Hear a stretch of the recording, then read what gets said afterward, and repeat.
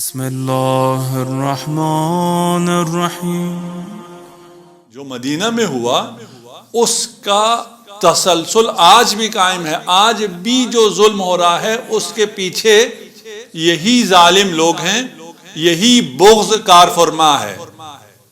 جو امیر المؤمنین سے بغض ہے، جو رسول خدا سے بغض ہے، اور جس وجہ سے جناب سیدہ پر دروازہ گرایا گیا ہے، اسی وجہ سے آج کوئٹہ میں لوگوں کو شہید کیا جا رہا ہے۔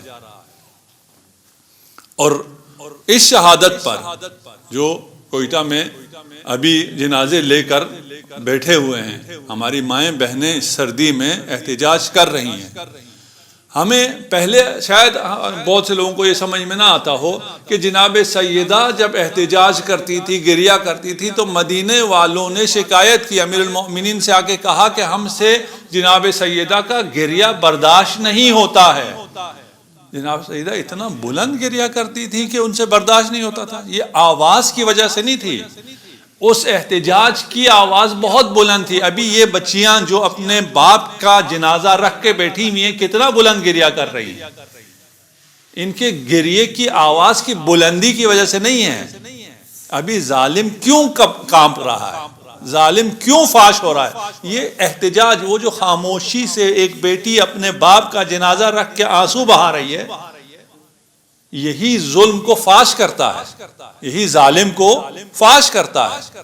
جناب سیدہ کی آواز اتنی بلند نہیں تھی کہ ان کی آواز سے ان کے ہمسائے اذیت ہوں۔ وہ جو ساری رات عبادت میں اپنے ہمسایوں کے لیے دعا کرتی ہے، وہ کوئی ایسا عمل کر سکتی ہے جس سے ان کے ہمسائے اذیت میں آ جائیں؟ نہیں، ان کا وہ صدائے احتجاج تھا، اس صدائے احتجاج کی وجہ سے ظالم پریشان تھے۔ جیسے آج یہ بچیاں جنازہ رکھ کر بیٹھی ہیں اور ان کے جنازہ رکھ کر بیٹھنے سے ظالم پریشان ہیں، اور سب یہی کہتے ہیں کہ آپ دفنا دیں، پھر ہم آپ کی بات سنتے ہیں یا ہم آپ کی مطالبات مانتے ہیں۔ ہم پر زور احتجاج کرتے ہیں اس ظلم کے خلاف، اس بربریت کے خلاف، اس ظلم کے خلاف۔ وہی لوگ ہیں کہتے ہیں 1400 سال پہلے ہو گیا ظلم، اب اس کو کیوں دہراتے ہو؟ وہ ظلم کا سلسلہ کہاں رکا ہے؟ آپ ظلم کرنا نہ روکیں، ہم احتجاج کرنا روک دیں۔ یہ کیسا انصاف ہے کہ آپ احتجاج نہ کریں اور ظلم ظالموں کو کس نے آج تک سزا دی ہے؟ پھر یہ کہیں گے نا وہ تو گزر گیا۔ جو بات گزر گئی اس کے اوپر کیوں تحقیق کرتے ہو؟ وہ بات گزرتی نہیں ہے، ختم نہیں ہوتی ہے۔ ظلم کا سلسلہ جاری رہے گا، احتجاج کا سلسلہ بھی جاری رہے گا۔ ہمارا احتجاج ابھی اگر دفنا بھی دیا جاتا ہے ان شہداء کو تو ان کا احتجاج ختم نہیں ہوگا۔ ان کا احتجاج یہ تو پہلا ایک سٹیپ ہے۔ کچھ مطالبات اور انتہائی چھوٹے چھوٹے مطالبات لے کر بیٹھے ہوئے ہیں کہ یہ تھوڑے سے مطالبات اگر ہمارے پورے ہو جائیں تو ہم شہداء کو دفنا دیں گے۔ یہ کوئی اتنے بڑے مطالبات نہیں ہیں کہ نظام اور حکومت اور ذمہ دار لوگ وہ پورا نہ کر سکتے ہوں۔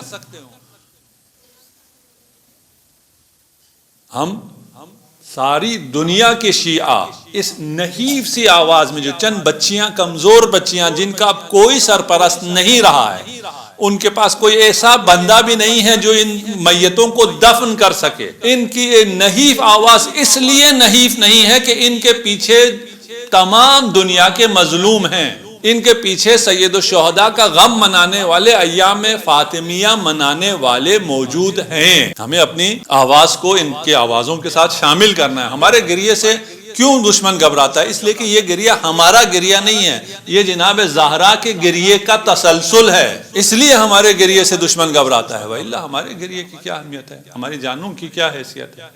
ہمارا گریہ کیونکہ تسلسل ہے اس گریے کا۔ یہ احتجاج، آج کا احتجاج، فاطمی ایام میں یہ جو احتجاج ہو رہا ہے، یہ اسی احتجاج کا تسلسل ہے جو مدینہ میں ایک ظلم کے خلاف ہوا تھا اور مسلمان پریشان ہو گئے تھے۔ یہ احتجاج مدینے میں نہیں ہونا چاہیے، مدینے سے باہر ہونا چاہیے۔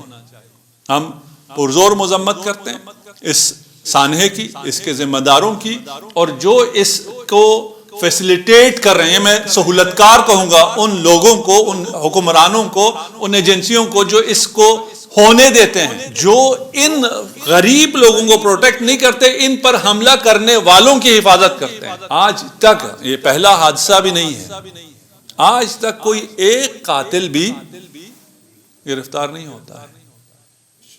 پتہ سب کو ہے، یہ نہیں کہ نہیں جانتے۔ ان کے پیچھے کون ان کے حمایتی ہیں اس کا بھی سب کو علم ہے۔ آپ جب تک ان حمایت کرنے والے ظالموں سے تبرہ نہیں کریں گے، اس ملک میں انصاف نہیں آ سکتا ہے۔ قرآنی فلسفہ ہے تبرہ کا، تولا کا۔ آپ کو تبرہ کرنا ہوگا دشمنوں سے، آپ کو ظالموں سے تبرہ کرنا ہوگا، اور اقتدار میں ہوتے ہوئے کرنا ہوگا۔ اقتدار سے پہلے آپ کرتے تھے، نام بھی لے لیتے تھے، اب کیا ہو گیا؟ اب آپ کو وہ ظالم کیوں نظر نہیں آتے؟ اب آپ کی زبان پہ ان کے نام کیوں نہیں آتے؟ اب ان کو سزائیں کیوں نہیں ہوتی؟ ابھی بھی ان کو آزادی کیوں ہے اس ملک میں، جو کہ مسلمانوں نے اور بالاخص مکتب تشیع نے قربانیاں دے کر حاصل کیا ہے، اور اس ملک کے لیے سب نے شہداء دیے ہیں، خون دیا ہے؟ وہاں ایک قوم، ایک ملت کے ساتھ یہ انصاف ہے، یہ سلوک کیوں ہے کہ ان کے لاشیں گرتی رہتی ہیں اور ان کا کوئی پرسان حال نہیں ہے؟ اب وہ زمانہ گیا کہ لوگ احتجاج نہیں کر سکتے تھے۔ آج ہم یہاں رہ کر اپنی آواز کو کوئٹہ کے شہداء کی آواز کے ساتھ ملا سکتے ہیں۔ ہم جو لوگ دھرنوں میں جا سکتے ہیں وہ دھرنا دیں، جو لوگ سوشل میڈیا پر یہ آواز اٹھا سکتے ہیں وہ آواز اٹھائیں، اور اس آواز کی جو جوان اگر ہمارے سوشل میڈیا پر آواز اٹھاتے ہیں، اپنے کالجوں میں، اداروں میں، اپنے سرکل میں، جس کے پاس قلم ہے، جس کے پاس جو خدا نے وسائل دے رکھے ہیں، اس پر آواز اٹھاتے ہیں اور دنیا کو بیدار کرتے ہیں، تو اس کے بغیر یہ جو میں کیا لفظ استعمال کروں ان لوگوں کے لیے، یہ ان کو ہوش آنے والا نہیں ہے، ان میں کوئی ہمدردی نہیں۔ اگر ہمدردی ہوتی تو ابھی تک ایک صرف جا کر تسلی دے دیتی، تسلی، یہ حکومت جا کر تسلی دے دیتی ان بچیوں کو۔ یہ بچیاں بیچاری دفنانے کے لیے تیار تھی، ان بیچاروں کی تو حوصلے ختم ہیں، ان کے پاس کچھ بھی باقی نہیں رہا ہے۔ لیکن یہ کیونکہ فاطمی ہیں، اور فاطمہ الزہرا سلام اللہ علیہا کی سیرت ان کے سامنے ہے، اور جب جناب زہرا کے پاس کچھ نہ رہا، وہ اکیلی دربار میں آئی اور کہا اعلموا انی فاطمہ، جان لو میں فاطمہ ہوں، میں کمزور نہیں ہوں، مجھ سے پدک بھی لے لیا، میرا باپ بھی چھین لیا، میرے شوہر سے بھی اس کے سارے حقوق چھین لیے، اس کے باوجود میں کمزور نہیں ہوئی ہوں، میں مضبوط ہوں۔ اقول عودا وبدعا، آج جو کہہ رہی ہوں وہی میں کل بھی کہوں گی۔ آج اس عدالت سے نہیں ملے گی، کل خدا کی عدالت میں میری بات سنی جائے گی، وہاں زعیم میرا بابا محمد مصطفیٰ صلی اللہ علیہ وآلہ وسلم۔